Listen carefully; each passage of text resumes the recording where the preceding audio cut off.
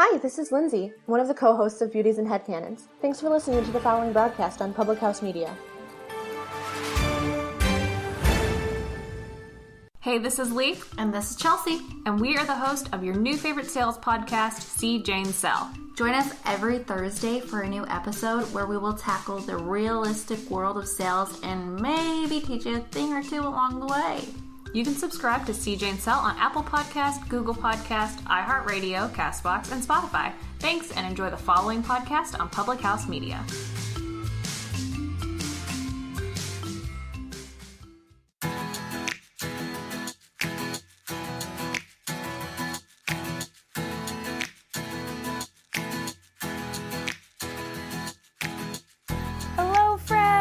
Thank you for tuning in for this week's episode of Rewritten.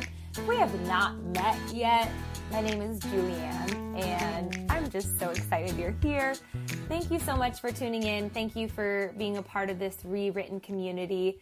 Rewritten is all about rewriting your story. So whatever circumstances, past, whatever season you're in, I just want you to know that you have this ability to work through it, to feel it, and survive it. And then also live into your limitless potential. And we don't hear that often in the world today. And so my hope for you is that when you tune in each week to Rewritten, is that not only do you feel encouraged, you also have action steps. You start to see how you can change things up or get a little bit better, and that's what it's all about. So I'm just taking my lessons that I learn. I am a personal development guru. I love absorbing my brain with things that make me feel better, make me think better, help me dream bigger, connect me to a deeper vision, a deeper why, help me work through things that are hard, challenging, things such as loss, grief, comparison, jealousy, scarcity is a big one, limitations I happen to put on myself, and work through it, really address it, and become better because of it, and not play into a story that makes me feel small, not play into a story that makes me feel like a victim. And so with Rewritten, I want you to be a warrior. I want you to be someone who feels unstoppable. I want you to be someone who is filled up with so much joy despite what other people say.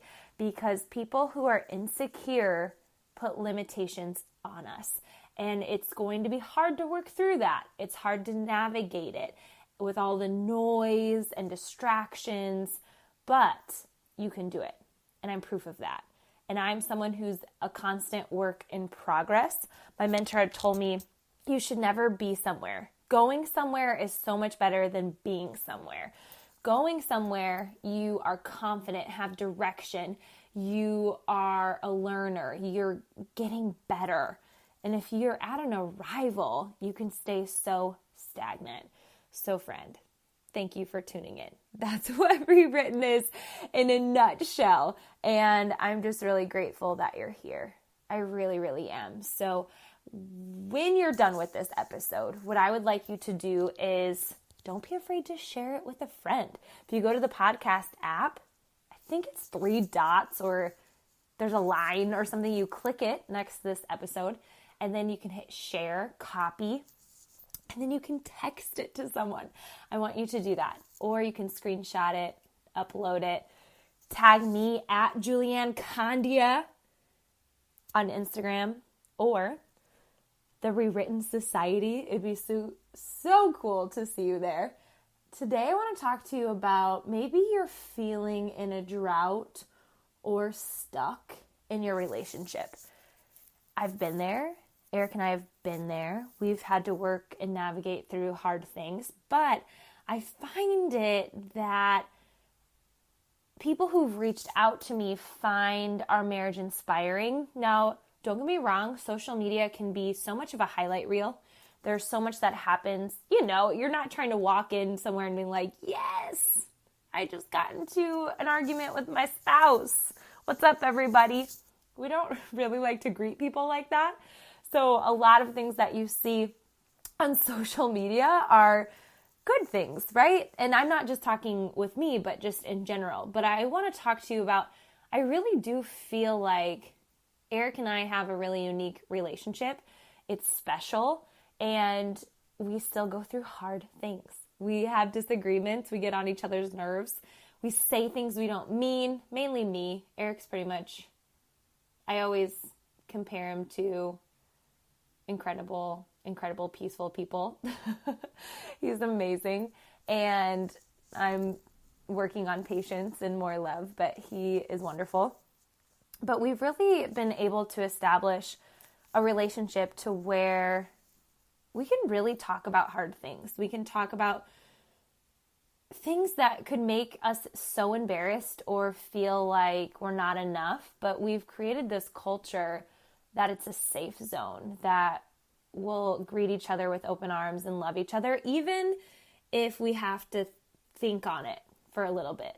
But we always come back better. And so what I want to talk to you about is how we've done that. Well, first and foremost, we're best friends. We're best friends first. And I know you'll only hear me talking about how wonderful he is. You'll only hear me talking about how great he is.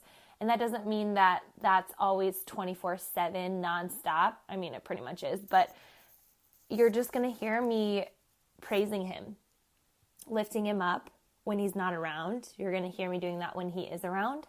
And vice versa. I know that when I'm not around him, he's not bashing me. He's not complaining about me.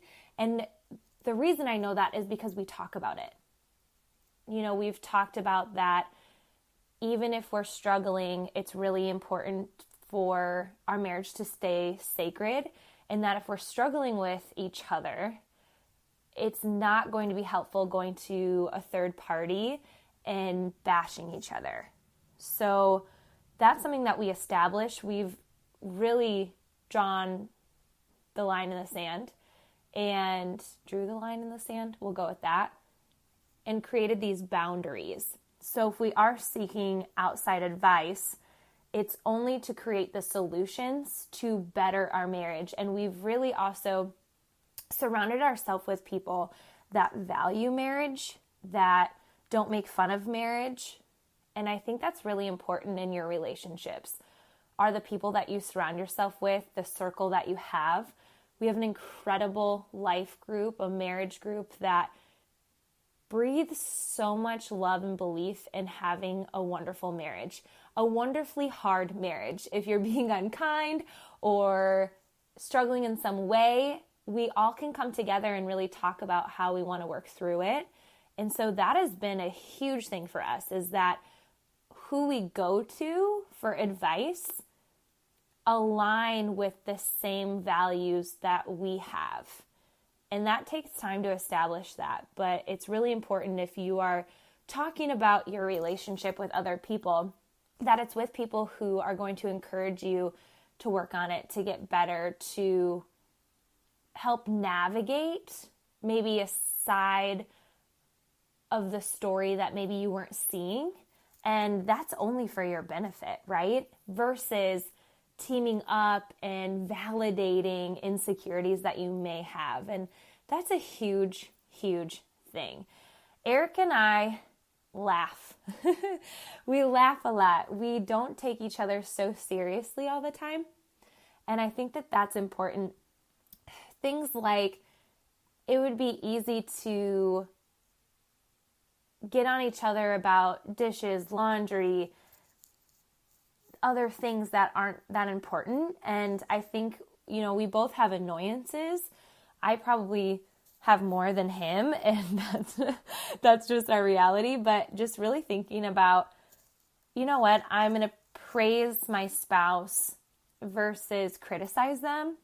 And there's times where I have to hold it in, but I'm just thinking about, I want him to feel confident. I want him to feel his absolute best. So we laugh a lot. We don't take each other so seriously. We don't take silly things so seriously. And I think people can really pick apart their spouse for things that are just not important. And then it just builds resentment.